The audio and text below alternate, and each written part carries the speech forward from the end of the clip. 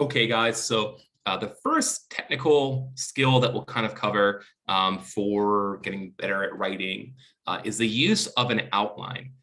Now, I'd say that this seems pretty obvious, but for some like people, like it's when I talk to them about like, hey, getting their writing better. A lot of people ask me often like, how do I stay productive? It goes back to this basic skill. So an outline for writing can be as detailed as you want it to be. I'll show you guys a couple examples of outlines that we've used for a couple publications, one that's currently in the pipeline, one that's been published. And the value of an outline is it just keeps your thoughts organized. And so we'll show you, and we'll kind of switch to the first screen here. Let me close this down here. Let me share screen. Good, screen 3. So here's an example of a pretty detailed outline that I wrote with some colleagues on a heart failure and frailty paper.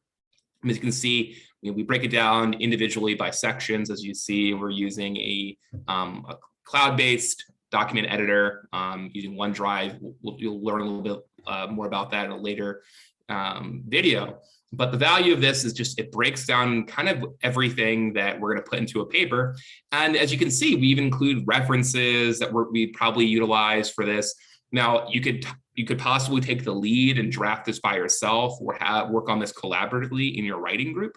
But either way, it just helps keep your thoughts organized and starts a literature search.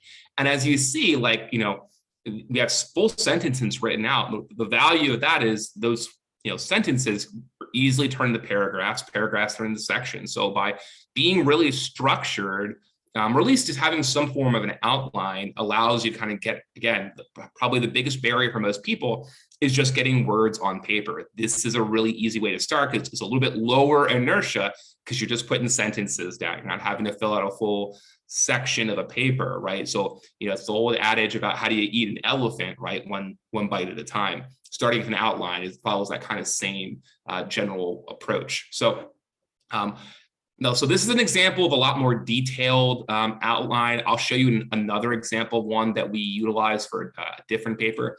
So here's one that we wrote on finishing up on obesity and the intersections between epigenetics and the environment. As you can see here, this isn't as detailed as the other one, but at least it provides some structure, talks about who's going to cover which section, again, keeping things organized, and allows everybody to be on the same page.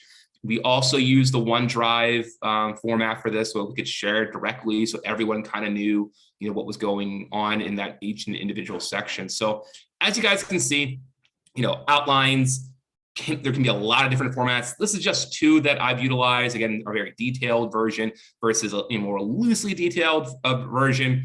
However, having some semblance of a structure that puts your thoughts in shorter phrases into words in an organized fashion will kind of helps kickstart the writing process. So any paper that I've written, it always starts with an outline, even really a research paper, because ultimately that starts with a protocol and that translates pretty easily, but that started usually with an outline. So anything that, again, helps get paper or words on paper is going to be your friend here, and an outline is a big one.